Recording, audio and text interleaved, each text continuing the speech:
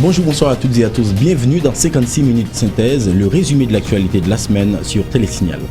Les faits marquants de la semaine, rencontre ce vendredi entre le Conseil électoral provisoire et des représentants de partis politiques. L'objectif, évaluer les différentes propositions formulées par le CEP pour le reste du processus électoral. Plusieurs partis en sont sortis insatisfaits. La communauté internationale se prononce de plus en plus en faveur de la tenue de la présidentielle le 25 octobre prochain. Après l'OEA, le Core Group exprime son soutien à l'organisation de ces joutes et appelle les acteurs au dialogue. Le Premier ministre haïtien Evans Paul en tournée officielle aux États-Unis. Il s'est entretenu jeudi avec le secrétaire d'État américain John Kerry au menu des discussions, la question électorale en Haïti et la coopération entre Haïti et les États-Unis. Dans l'actualité également, fin de la mission d'évaluation de 9 jours de l'expert indépendant des Nations Unies sur la situation des droits de l'homme en Haïti. Gustavo Gallon appelle l'État haïtien à élaborer une politique d'assistance sociale en faveur des plus démunis. Dans l'actualité toujours, hommage national le mercredi dernier au Champ de Mars en mémoire de Max Beauvoir, le chef suprême du Vaudou décédé le 12 septembre dernier. Le défunt a été décoré à titre posthume de l'Ordre national honneur et mérite au grade d'officier par le chef de l'État. À l'étranger, le pape François est arrivé samedi à Cuba pour une visite de 4 jours. Le souverain pontife a redit son souhait de voir lever l'embargo américain qui pèse sur l'île Castris depuis 53 ans. Voilà pour les titres. La NATCOM ne se soucie pas uniquement d'avoir la plus grande couverture réseau en Haïti, mais elle s'implique également dans le quotidien des Haïtiens et elle en est très fière. La NATCOM s'engage autant dans l'éducation que dans la santé. Avec le programme Internet à l'école, en partenariat avec le Conatel, ce sont plus d'une vingtaine de salles informatiques qui ont été offertes à des écoles publiques du département du Sud-Est. La NATCOM a comblé un vide dans les 10 départements avec des programmes mensuels en offrant des séances de consultation et des médicaments gratuitement. La NATCOM, c'est encore plus d'engagement. C'est un dévouement à la classe ouvrière grâce à son programme Corée Ouvrier. Ce sont des milliers d'ouvriers qui sont connectés à leurs proches grâce à NATCOM. La NATCOM, c'est aussi près de 30 points de vidéoconférence offerts au gouvernement haïtien. NATCOM, une présence qui se confirme de plus en plus. NATCOM, Yon Haïti, Yon Réseau.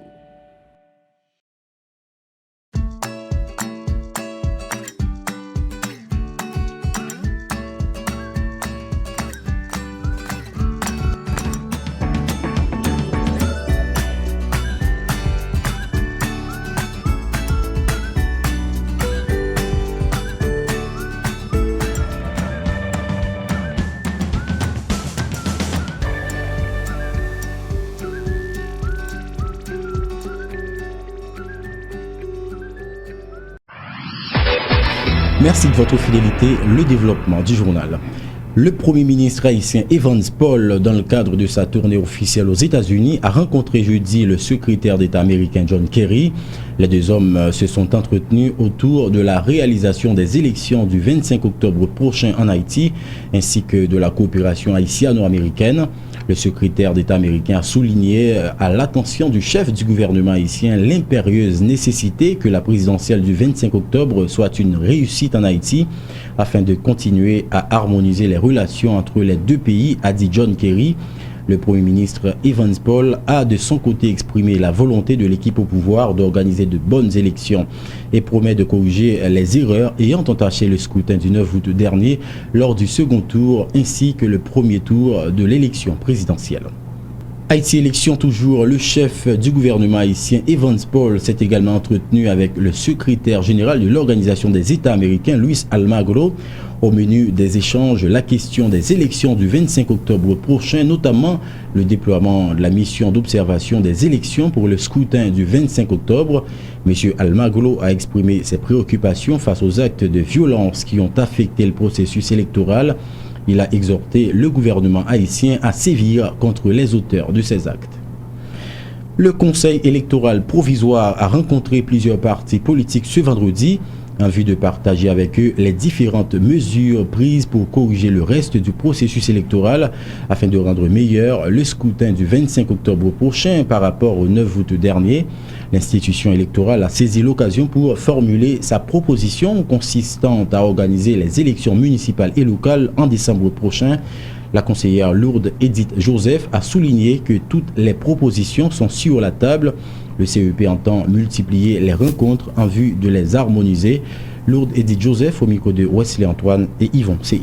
C'est un début de dialogue, c'est un début de discussion et dans notre rencontre, on a fini par joindre et nous ici, à nous-mêmes, nous entendre soit faire les mandataires, prévoir qu'il y a une rotation de mandataires dans le centre de vote. Mais il y a une autre question qui vient poser au moment du dépouillement. Admettons que le principe de rotation a été accepté, qu'est-ce qui va se passer pour le moment du dépouillement? Donc, on est assez ensemble pour nous, le moment du dépouillement, qui s'est fait, mes discussions ont tourné poussées, et même dans le conseil d'atome, on va pousser réflexion, pour voir qui réponse n'a poté. Mais ça seulement nous connaît, pour le moment, mandat, tout parti politique a bien mandat, et puis accréditation apparaît bien bonheur. Les réunions qui fait là, c'est la première fois que nous rencontrons les partis politiques. C'est la première fois que nous rencontrons. Donc, il y a toute proposition faite, et nous-mêmes nous recevons en pile de propositions qui fait pendant une prise de questions. Donc, nous allons continuer à réunir nous conseils à réfléchir pour ces réflexions, et dans l'autre rencontre, pour nous capables de finir par harmoniser. L'ancien sénateur Yuri Latortue et le sénateur Francisco de la Cruz, qui représentaient leurs partis politiques respectifs à cette rencontre, n'ont pas partagé la proposition du CEP. Selon le responsable du parti Artibonite en Action, AAA, toutes les élections doivent être organisées en même temps. Le sénateur de la Cruz du parti OPL soutient que les élections partielles devraient se réaliser avant le 25 octobre.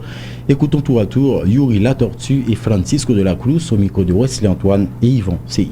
Nous proposons une solution par rapport à nombre de mandataires, à nombre d'urnes. Moi, je pense que jusqu'à présent, je suis convaincu, je suis attaché au fait que ces élections doivent se dérouler le 25 octobre. Les présidentielles, les législatives du deuxième tour, initiative partielle, collectivité, Maïsra, Kazek, Azek. Moi-même, je pense que c'est ça que nous faisons, que nous devons arriver dans une situation, côté que toute élection faite, ça fait 10 ans depuis qu'on va faire collectivité. Pour moi-même, CEPA manqué de travail calendrier.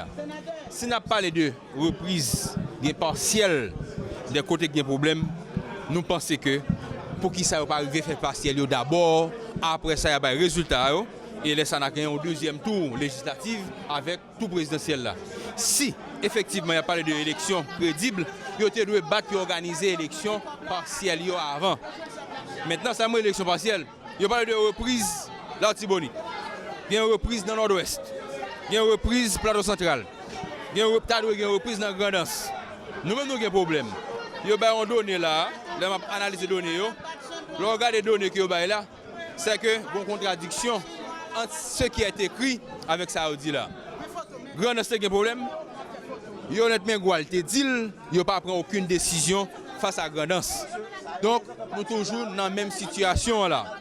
Si nous toujours dans la même situation, donc ça veut dire que reprise Grandance n'est pas faite. Plus d'une semaine après le lancement de la campagne électorale pour les élections présidentielles, les candidats se montrent réticents à aller auprès des potentiels électeurs. C'est le constat du directeur exécutif de l'initiative de la société civile Ronnie Desroches, intervenant également sur la série de manifestations de rue réclamant l'annulation des élections du 9 août dernier.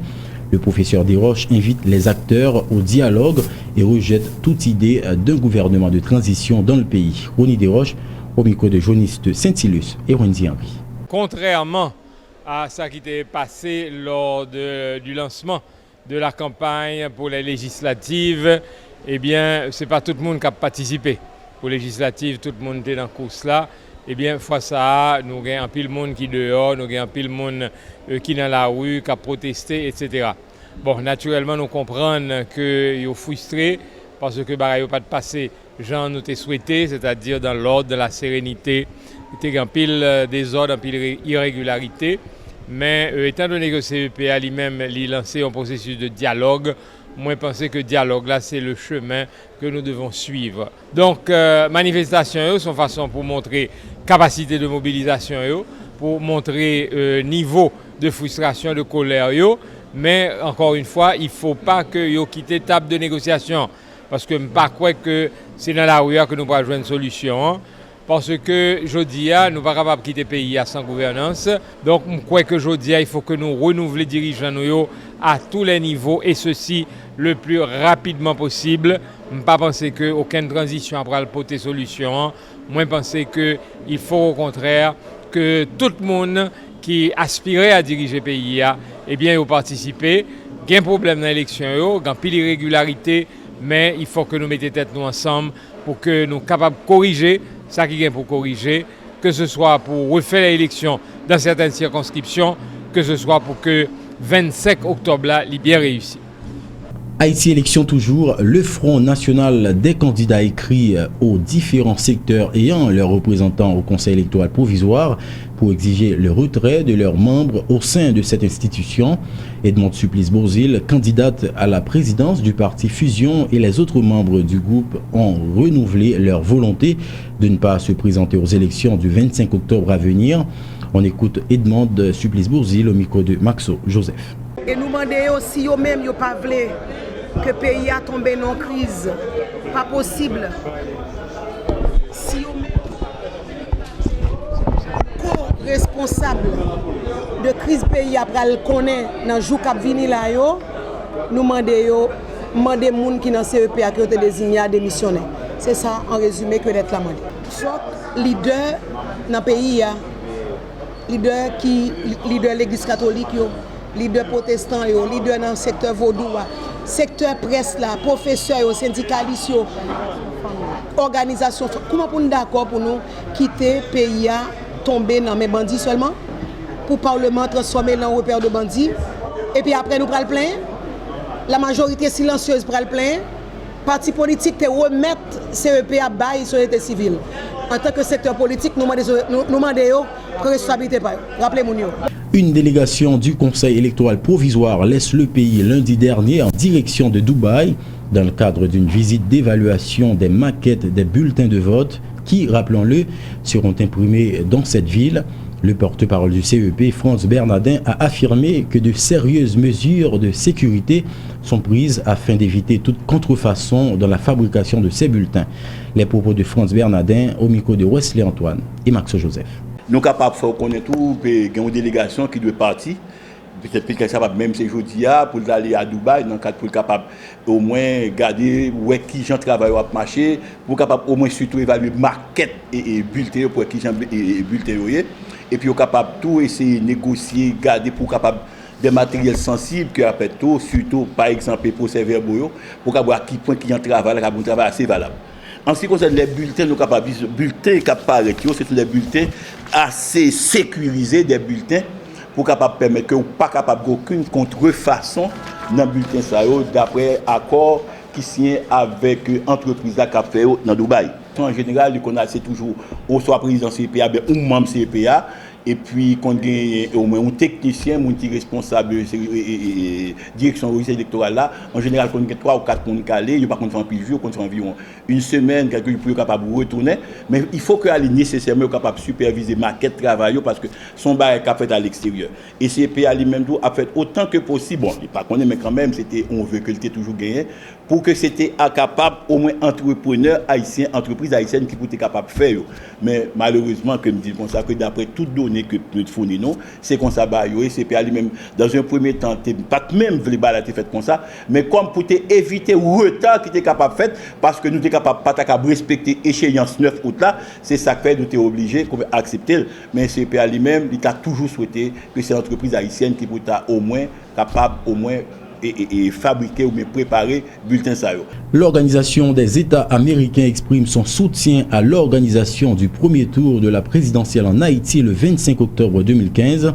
Le directeur du département pour la coopération et l'observation électorale, Gerardo de Icaza, est dans nos murs sur demande du secrétaire général de l'organisation hémisphérique, Luis Almagro. Le numéro 1 du DECO devra rencontrer lors de son séjour en Haïti les autorités électorales et acteurs politiques sur la tenue des prochaines élections. Nous l'avions annoncé en titre, la représentante spéciale du secrétaire général des Nations Unies et les membres de la communauté internationale en Haïti, représentés au sein du Core Group, ont réitéré leur engagement en faveur du renforcement et du renouvellement démocratique des institutions politiques haïtiennes à travers un processus électoral transparent, inclusif et équitable, indique une note des membres du Core Group qui appelle les acteurs impliqués dans le processus électoral à utiliser l'opportunité que représentent ces élections pour construire une Haïti plus paisible, stable et prospère dans laquelle prévaut l'état de droit et progresse la démocratie. L'expert indépendant des Nations Unies sur la situation des droits de l'homme en Haïti, Gustavo Gallon, qui a clôturé mardi sa tournée de 9 jours dans le pays, a dit souhaiter que les irrégularités ayant entaché les élections du 9 août dernier soient corrigées en vue du bon déroulement du scrutin du 25 octobre prochain. M. Gallon a par ailleurs félicité le gouvernement haïtien pour les avancées obtenues dans le cadre de la réalisation des élections dans le pays cette année. Écoutons Gustavo Gallon. Même si la réalisation d'élections à elle seule n'est pas un indicateur suffisant du degré de démocratie d'un pays, l'absence d'élections est un symptôme d'état fébrile dans le thermomètre démocratique des nations. Même si dans ce domaine la fièvre est descendue en Haïti, les élections du 9 août ont été marquées par des incidents et des irrégularités selon des observateurs qualifiés tels que la mission d'observation électorale de l'Union européenne. Ces irrégularités devraient être corrigées selon des organisations des droits de l'homme du pays réunies autour du réseau national de défense des droits humains, le Conseil national d'observation électorale et le Conseil haïtien des acteurs non étatiques qui ont fait un suivi rigoureux de presque la moitié des centres de vote installés, 728 sur 1508, soit les 88. Il faut persister jusqu'au bout dans la décision et l'effort d'assurer la réalisation des élections prévues pour le 25 octobre et le 27 décembre et améliorer les garanties pour la participation et la sérénité du vote. Ce serait désirable d'avoir comme résultat des élections des élus qui, outre une légitimité d'origine, puissent développer une légitimité d'exercice en prenant au sérieux leur mandat de représentant de la société pour trouver une solution aux carences et limitations de la nation haïtienne, dont la principale, comme je l'ai souligné dans mes rapports, est l'inégalité sociale et la pauvreté qui en découle. D'un autre côté, Gustavo Gallon a lancé un appel urgent aux autorités haïtiennes en vue de venir en aide aux migrants haïtiens déportés par la République dominicaine. M. Gallon a souligné les conditions très critiques dans lesquelles évoluent les rapatriés, notamment ceux hébergés dans le centre d'accueil basé à Ansapitre, où il dit constater l'absence criante de premières commodités, le non-accès à l'eau potable ainsi qu'aux soins de santé au niveau de ce camp. Les propos de Gustavo Gallon recueillis par Wesley Antoine et Maxo Joseph. Je suis allé à la municipalité d'Ansapitre, dans la frontière sud entre les deux pays. Là-bas, il y a approximativement 2500 personnes réparties dans 5 camps, vivant dans des conditions très précaires, sous des tentes en carton et plastique, sans nourriture, sans eau potable et sans infrastructure sanitaire, ce qui est un risque pour la propagation des maladies telles que le choléra. Je lance aussi un appel aux autorités haïtiennes à prendre des mesures urgentes pour garantir aux personnes provenant de la République dominicaine, que ce soit déportées ou déplacées sous pression, l'accès aux services de santé, à l'éducation et la salubrité, ainsi qu'à l'alimentation et l'eau potable. Rappelons que Gustavo Gallon était en mission en Haïti du 6 au 15 septembre en vue d'évaluer la situation des droits humains dans le pays. Autre nouvelle, le ministre de la Communication du gouvernement Evans Paul jette l'éponge. Rothschild François Junior a remis sa démission. Dans une lettre datée du 15 septembre 2015 adressée au chef du gouvernement, le ministre Rothschild François Junior, qui n'a pas fourni de détails sur les raisons de sa démission, a écrit, je cite, « J'ai rempli cette haute fonction avec dévouement, sérieux et un sens de responsabilité d'État sans faille. Cependant, je me vois aujourd'hui dans l'obligation de démissionner suite à la dégradation de mon environnement de travail depuis 3 semaines. Cette situation ne me permet plus de poursuivre ma délicate mission avec professionnalisme et rectitude dont j'ai toujours fait montre durant toute ma carrière », lit-on dans la lettre. Mario Dupuis est le nouveau ministre de la Communication. Il a été installé ce vendredi par le ministre du Commerce et de l'Industrie, Jude Hervédet, faisant office de Premier ministre par intérim en absence d'Evans Paul en tournée officielle aux États-Unis. Le nouveau ministre de la Communication, Mario Dupuis, a sollicité la collaboration de tous les employés de la boîte. Il a dit qu'il est important que les employés se mettent ensemble pour un travail plus performant en toute sérénité. Le ministre de la Communication, Mario Dupuis. On a dit tout employé ministère là que pas bien gros discours matin, sauf que le pays a besoin d'un climat de sérénité et de professionnalisme que vous-même y a bien pour une grosse contribution là-dedans qui peut permettre que un apaisement général, parce que c'est ça la population attend de nous. La population a besoin de services, la population a besoin d'espérer, la population a besoin d'épanouir le tout, et que nous, chaque, en tant que citoyen, en tant que responsable, nous avons gagné une petite contribution par nous. Pas une contribution qui a trop peu, et pas une contribution qui a trop tôt. Chaque monde, dans ce sphère d'activité, avec sérieux, avec le maximum de compétences possibles et certainement avec un pile esprit de sacrifice tout, n'a pas obligé serrer ceinture pour nous accompagner la population, pour nous sûr que ensemble nous porter pays pour aller dans la bonne direction, c'est-à-dire direction côté tout le monde a porté contribution pour rendre vivable. Autre information, le ministre de l'Agriculture, des Ressources naturelles et du Développement rural, Fresnia Dorsin, a été renvoyé ce jeudi 17 septembre. L'agronome Fresnia Dorsin a été remplacé par Lionel Valbrun, ex-DG du dit ministère de 2009 à 2013. Rappelons que Fresnia Dorsin a passé 8 mois à la tête du ministère de l'Agriculture. Son renvoi est intervenu environ 2 jours après la démission du ministre de la Communication du gouvernement en place. Autre nouvelle, le ministre de la Justice a procédé jeudi dernier à l'inauguration du nouveau local du bureau d'assistance légale dans la commune de Carrefour.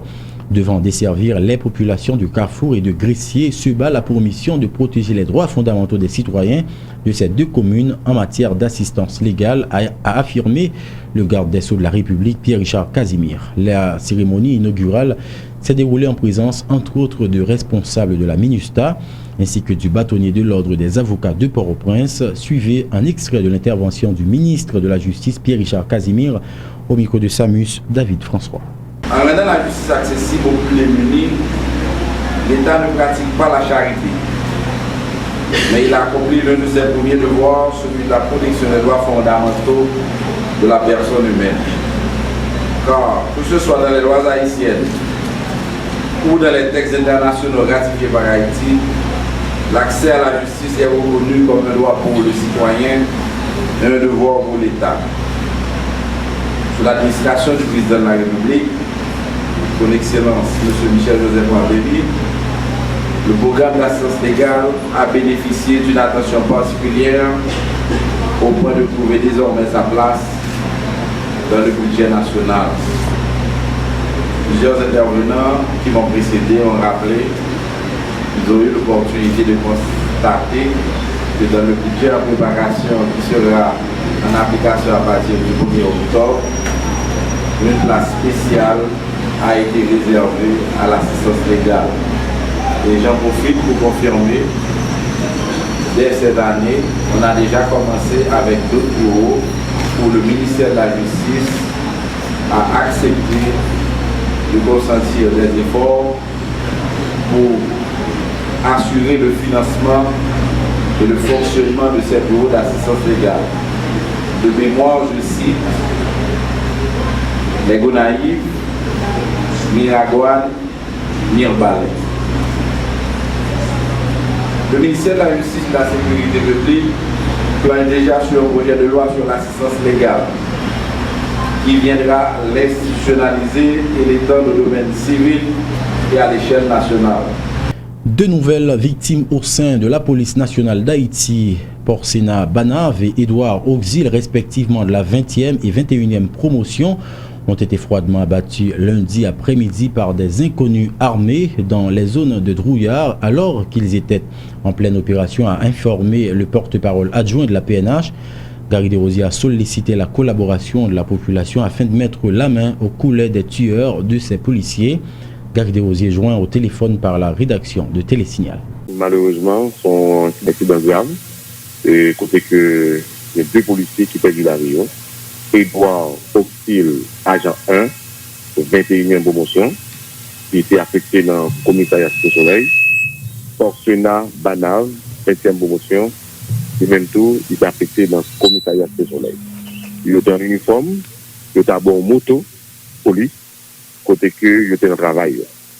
Premier élément d'information selon le commissaire là, qu'a semblé un échange de tir entre policiers et des bandits.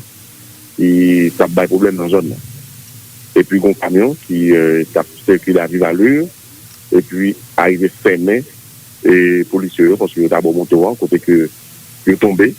Et puis, bandits, et tiré, malheureusement, ils ont assassiné. Bon, c'est certain, et deux policiers sont en pleine opération, selon le commissaire. Ils ont en cavale, et n'a pas de population pour aider nous, et pour nous capables de joindre bandits, et conduire devant la vie. Et c'est certain, malheureusement, pour toute information, tout détail. Au moment opportun, dès qu'il y a une évolution, ma petite auditeur auditrice, réagir au quoi. Restez branchés 56 minutes synthèse, plus d'infos à venir.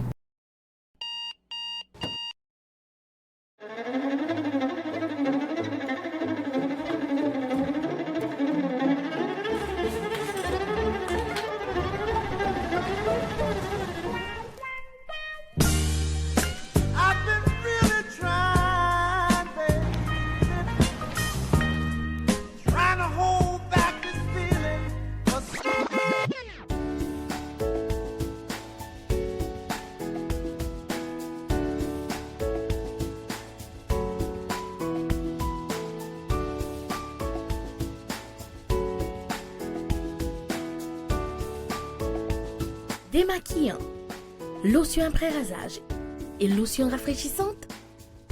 Limacol, la fraîcheur de la brise dans une bouteille. Limacol est un produit de la Disprofar en vente dans tous les supermarchés et les pharmacies. Merci de votre fidélité. La suite de 56 minutes synthèse. Du 25 au 27 septembre prochain se déroulera à New York le sommet des Nations Unies sur les objectifs de développement durable ODD. En ce sens, une journée de réflexion a été organisée par le groupe Croissance de concert avec le gouvernement jeunesse d'Haïti afin de présenter l'ensemble des propositions de la société civile autour du budget à venir dans la perspective de la tenue de ce sommet où plusieurs pays, dont Haïti, s'apprêtent à signer le pacte. Écoutons les précisions de l'économiste Kessner Farrell au micro de journalistes Saint-Ilus et Max Joseph. Si toute chose étant égale par ailleurs, ça nous connaît très bien de l'école, ça veut dire, si nous répétons, jeunes saute fait 2000-2015 là, même genre 2015-2030 là, en 2030, nous avons au moins 13 millions d'habitants. Pas 6 millions de monde pauvres, nous avons 9 millions de monde pauvres. Pas 2,4 millions de monde qui sont extrêmement pauvres, nous avons plus de 5 millions de monde qui sont extrêmement pauvres. Cap pas 1 million de monde dans la frontière pauvreté, nous avons 3 millions. Donc si nous pensons que Haïti 2015 là, pas bon, en 2030, n'a pas bon. Faire politique pas veut dire l'élection. Faire politique veut dire lorsqu'on fait l'élection, il faut qu'on continue à mettre pression sur le budget de la République pour garder est-ce que vous financez exactement ça gouvernement pour prendre engagement dans les Nations Unies là. Nous pas faire le 2000-2015, génération pas maintenant.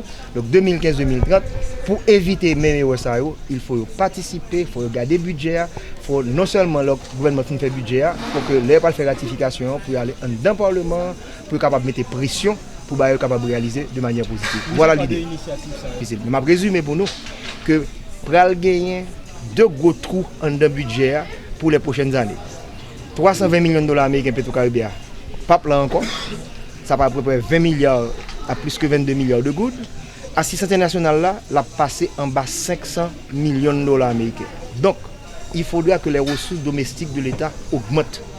Pas de mentir là-dedans. Si nous ne pas mettre plus comme ce budget, eh bien, ODDO, nous ne pouvons pas atteindre. Avec l'appui technique et financier du programme technique de la coopération canadienne, le ministère de l'Agriculture a organisé jeudi à Pétionville un forum national sur les stratégies d'achat de produits agricoles locaux dans le pays. Déroulé autour du thème « Les achats de produits agricoles, un levier pour l'agriculture familiale en Haïti ».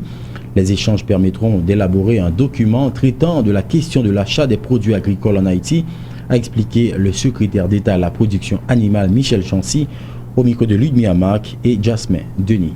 Un paquet de produits qui est disponible, donc nous faisons inventaire de différents produits qui sont disponibles, nous regardons les prix, nous regardons qui monde qui produit et nous cherchons comment aider les producteurs pour profiter du programme pour vendre produits par différents programmes cantines scolaires, programmes assistance alimentaire qui gagnent.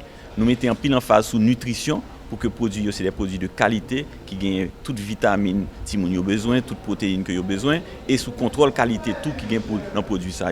Donc pour nous faire travail ça, nous avons rassemblé un paquet d'organisations, un paquet d'ONG et grâce à l'appui coopération canadienne qui lui-même finance le programme alimentaire mondial, qui finance différents programmes, il finance tout forum ça et ça permet nous qu'on y a là gagner un document qui a servi tout gouvernement qui a venu après yo pour être capable gagner des outils dans main pour connaître comment pour acheter produits dans main petits paysans, une façon pour que yo même yo ka faire comme là au lieu de nous voyer comme là à l'étranger. Alors il y a plusieurs produits déjà listés, il y a tous les produits céréaliers, tant que du riz, tant que maïs. Mais nous avons essayé tout comment on fait une ouverture sur vive et tubercules, sur cassave.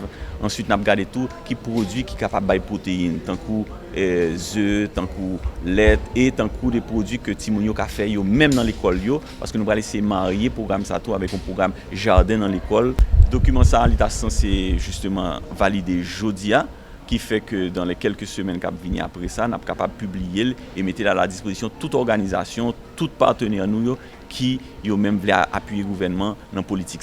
Autre information, le gouvernement du Japon a fait don vendredi d'environ 6000 tonnes de riz à Haïti. La cérémonie pour la remise de la cargaison a eu lieu au local du Bureau de monétisation des programmes d'aide au développement BAMPED. Ce geste rentre dans le cadre d'aide alimentaire du programme KR 2014 du Japon, dont l'accord a été paraphé entre les deux gouvernements en décembre 2014. Les précisions du chargé d'affaires AI de l'ambassade du Japon en Haïti, Yoshiaki Hata, au micro de journaliste Saint-Silus et Wendy Henry. Nous souhaitons vivement que ce riz soit acheminé le plus vite possible à la population vulnérable qui est frappée de précarité alimentaire. Face à la situation, afin de stabiliser les prix et approvisionnement, le gouvernement du Japon a décidé de continuer à supporter le gouvernement haïtien dans les domaines de la sécurité alimentaire et de l'agriculture. Par ailleurs, ce don ne se limite sur l'approvisionnement du riz, mais le pays bénéficiaire va mettre en réserve en monnaie locale les fonds générés par la vente de riz en tant que fonds de contrepartie. Ces fonds seront utilisés par la suite par le pays bénéficiaire pour le financement des projets socio-économiques.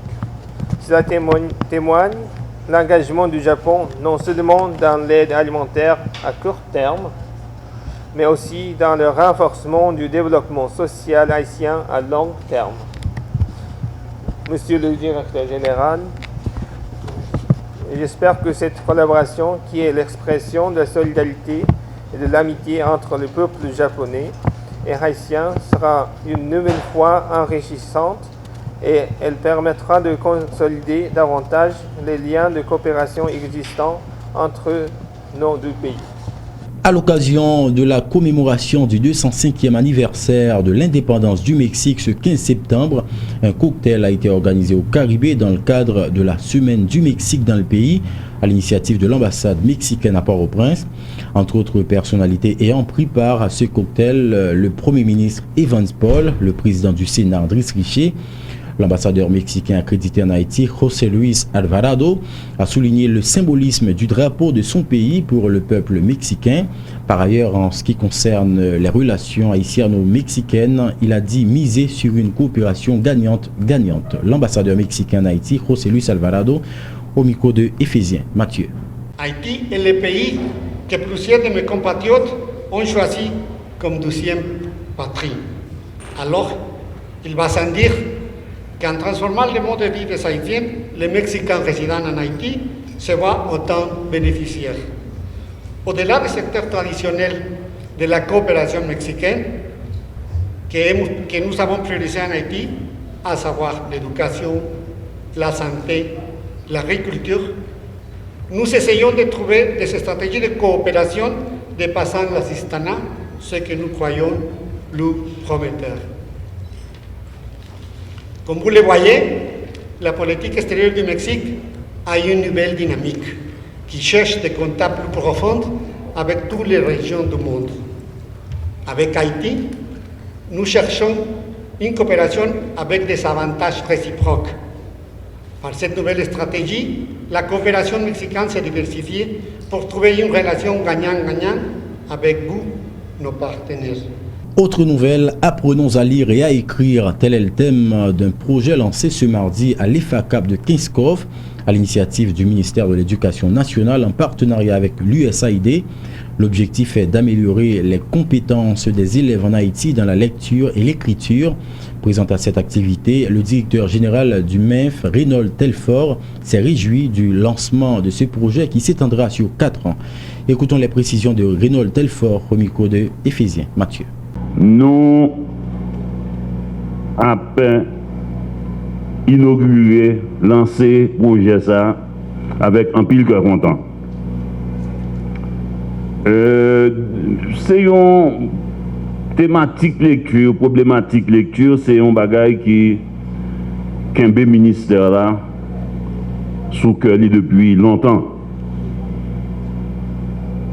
Et nous regardons production Timounio. On a fait examen 6e année, examen officiel nous. On fait examen 9e année, nous regardons production yo dans réto, dans philo. Et empiriquement tout le monde a un gros problème en lecture dans le pays. Ce qui progressivement mène nous à engager des études un peu plus systématiques sur question. Et je pense que les premières études nous fait vraiment sur question problème lecture là, dans le ministère là. C'est dans la zone 2008-2009. Et ils suivent de 2 ou 3 autres études encore qui montrent non sur question compétences de base qui doit être un monde avant qu'on lit gagner un gros déficit. Le directeur de l'USAID en Haïti, Jock Conley, a applaudi le lancement du projet Apprenons à lire et à écrire. Il a rappelé qu'une éducation de qualité est le moteur du développement. Le directeur de l'USAID en Haïti, Jock Conley, au micro de Jasmine Denis. C'est avec plaisir que je représente l'USAID et le peuple américain aujourd'hui pour le lancement du projet En apprendre lire et écrire, dit en aller. L'importance de l'éducation n'est plus à démontrer. De solides compétences en lecture permettent aux filles et aux garçons d'apprendre et de mener une vie productive. L'éducation est le moteur du développement, l'investissement le plus sûr qu'un peuple puisse faire en son avenir.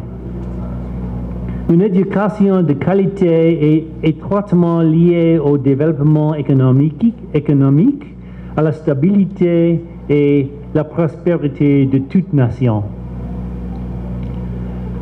La franche et fructueuse collaboration qui caractérise les relations entre le ministère de l'Éducation nationale et l'USAID date de plusieurs décennies.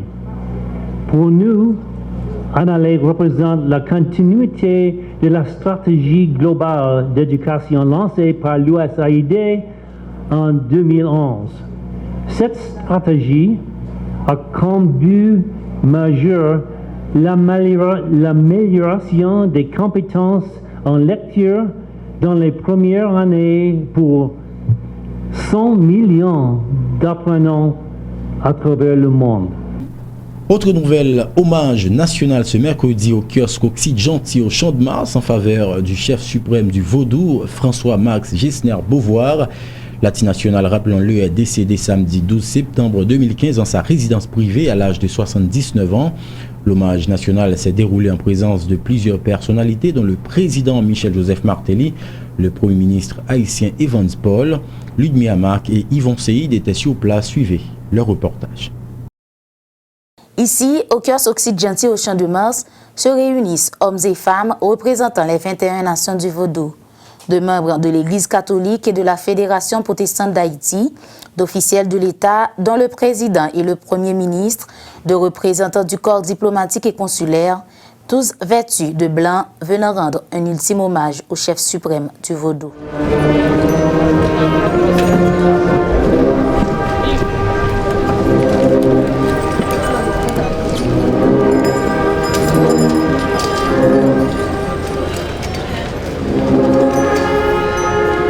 Un rituel dénommé Borou avec des canaris pour la récupération du corps astral de l'Attinational s'ajoute à la cérémonie. Viennent ensuite les éloges à l'endroit de l'Atti défunt. Atti Beauvoir, l'Attinational te plaidé pour protection religion en général dans le pays et particulièrement pour la communauté vaudoua.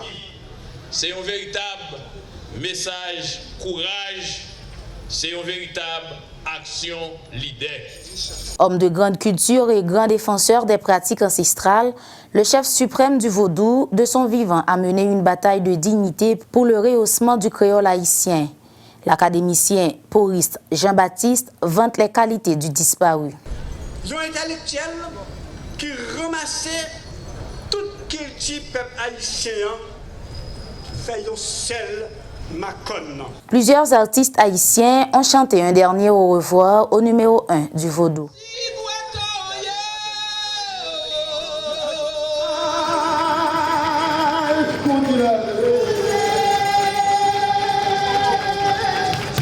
Diplômé en chimie en 1958 à City College de New York, Max Beauvoir a poursuivi ses études à la Sorbonne et obtenu un diplôme en biochimie. Revenu en Haïti en 1973, il a fondé un an plus tard le Péristyle de Mariani. Décédé le 12 septembre 2015, son inhumation a lieu au Péristyle dont il est le fondateur. Soulignons qu'à l'occasion de cet hommage, le président Michel-Joseph Martelly a décoré à titre posthume de l'Ordre national honneur émérite au grade d'officier le chef suprême du Vaudou, Max Gessner-Beauvoir, pour son apport à la culture haïtienne. Autre nouvelle, le ministère des Travaux publics, Transports et Communications, le bureau du secrétaire d'État à l'intégration des personnes handicapées, en partenariat avec l'Organisation des États américains et le Christian Blind Mission, ont tenu jeudi dernier un atelier de consultation autour de l'avant-projet de loi sur l'accessibilité universelle en Haïti. Le secrétaire d'État à l'intégration des personnes handicapées, Gérald Auriol Jr., a expliqué que cet avant-projet de loi est une façon de permettre aux différentes institutions haïtiennes de s'adapter aux exigences des personnes à mobilité réduite. Gérald Auriol Jr. au micro de Ludmilla Marc et Jasmin Denis. Toute construction qui est ouverte au public, ça veut dire un magasin, une banque commerciale, un marché public, et bureau de l'État, et tout bâtiment, et que ce soit privé ou public, qui recevra monde, qui recevra population, supposé adapter, supposé mettre en place des mesures pour permettre que mon handicapé joue un accès à services. d'ici la prochaine législature, le document ça va supposer prêt. Mais il y a une autre réflexion gouvernement à faire tout pour eux-mêmes et le plus rapidement que possible pour les normes ça en vigueur. Déjà, nous obligés de travailler avec le Parlement, c'est un acteur important de la société, c'est le pouvoir législatif pour le travail que nous avons fait pour l'inclusion des handicapés.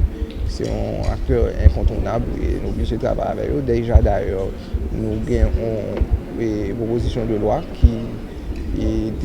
c'est le Fonds de solidarité nationale pour l'intégration des personnes handicapées, qui est déjà voté par la Chambre des députés lors de la 49e législature. Donc, pour Fonds de solidarité, dans la nouvelle législature, nous avons pour travailler avec le Sénat pour justement assurer le vote libre. Ensuite, avant projet de loi ça, sur l'accessibilité universelle, c'est sûr que nous avons pour collaborer avec le Parlement haïtien. À l'initiative du ministère de l'Agriculture, en partenariat avec le MSPP, l'OPS, OMS, un atelier de 3 jours portant sur la prévention et le contrôle de la rage a été organisé cette semaine à Port-au-Prince. L'objectif est de sensibiliser les agents vétérinaires et les médecins sur l'importance de mieux collaborer en vue d'une meilleure protection de la population haïtienne contre la maladie de la rage. Selon le secrétaire d'État à la production animale, Michel Chancy, 99% de personnes atteintes de la rage en Haïti ont été infectées par des chiens. Les précisions de Michel Chancy au micro de Éphésiens Mathieu. Chaque année, nous toujours organisé une journée de sensibilisation sous affaire maladie de la rage. Nous connaissons maladie de la rage, c'est une maladie qui est grave en pile, qui tue en pile monde. Et dans le pays d'Haïti, c'est un pays côté nous jouons plus qu'à la rage toujours, alors que son bail que nous pouvons contrôler facilement grâce à la vaccination chien. Nous disons chien parce que 99% des gens qui prennent rage, c'est toujours un chien qui mord. Depuis nous finissons vacciner chien, ils ne prennent pas maladie. Et si ils ne prennent pas maladie, eh bien, le gens ne prennent pas maladie. Donc, ces sensibilisations qu'on a fait, c'est une équipe de ONG et d'organisations internationales qui mettaient tête ensemble avec nous pour que régulièrement nous fassions une journée de sensibilisation avec les agents vétérinaires, avec la médecine humaine et tout, pour nous capables, comment nous capables de travailler plus bien ensemble pour nous sensibiliser la population et puis nous arriver à vacciner les chiens et puis pour nous capables de soigner les gens qui sont victimes de chiens qui ont mordé. Alors, je dis qu'il y a 3 premières recommandations. Première, c'est vacciner chez nous.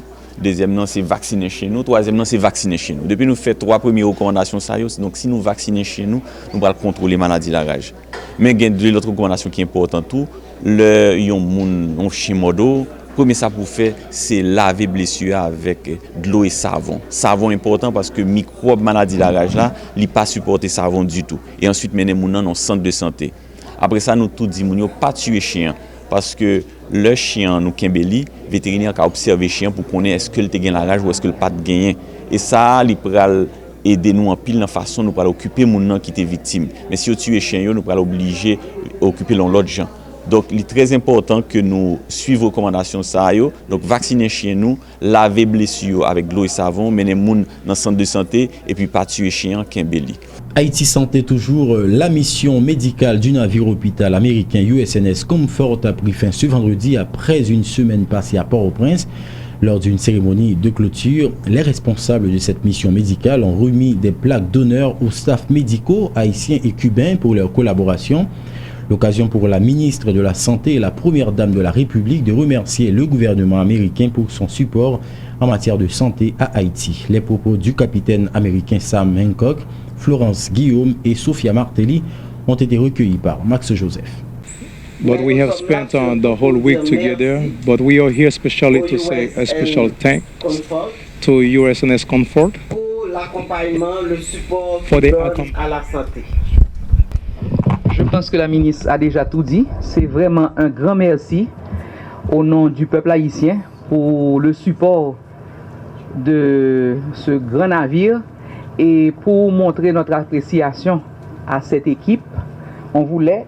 Allez, tu continues la phrase. On voulait donner, comme vient de dire la première dame de la République, une attention au USNS Navy Comfort en témoignage de notre reconnaissance pour leur support à la santé. Et merci de nous avoir gratifié votre présence à cette cérémonie de clôture aujourd'hui. Et ça a été une semaine vraiment incroyable. Et de la part de l'équipe de l'USNS Comfort, et bien merci aux gens, le gouvernement, les bénévoles. Et merci pour votre hospitalité et votre générosité durant notre temps à Port-au-Prince.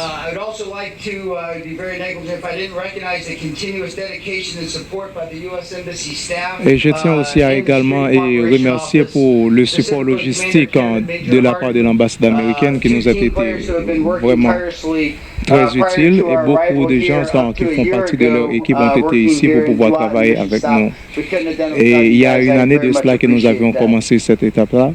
Nous ne pouvons pas arriver à cette fin-là sans leur aide. Merci.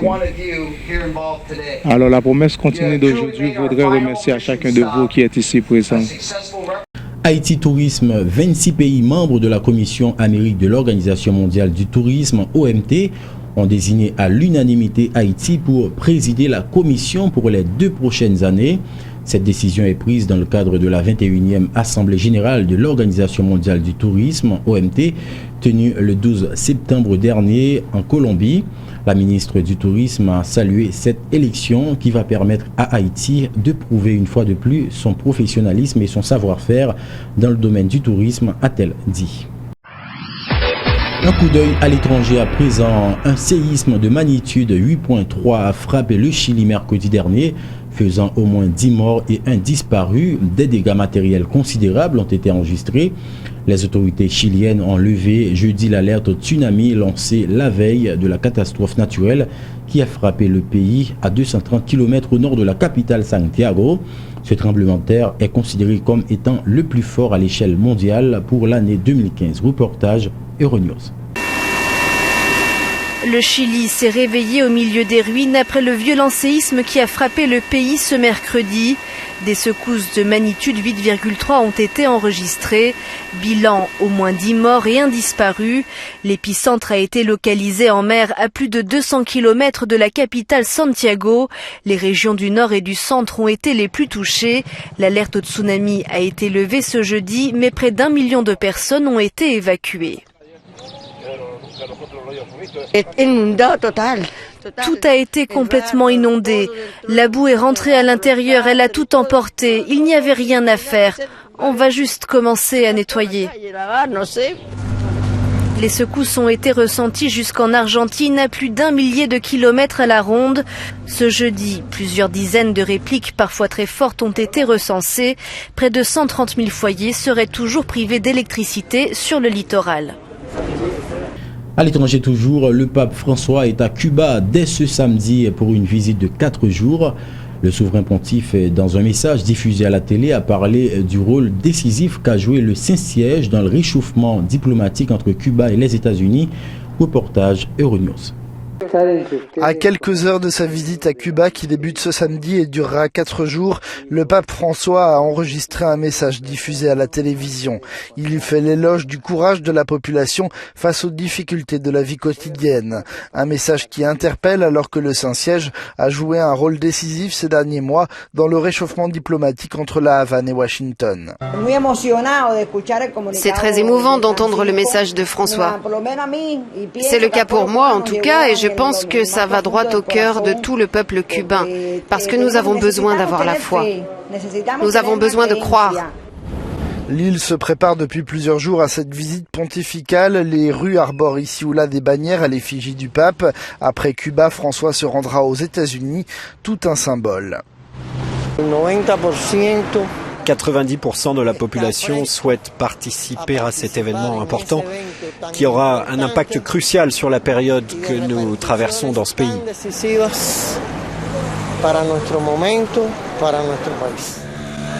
Même si la visite se veut officiellement plus pastorale que politique, le Vatican a redit son souhait de voir lever l'embargo américain qui pèse sur l'île depuis 53 ans.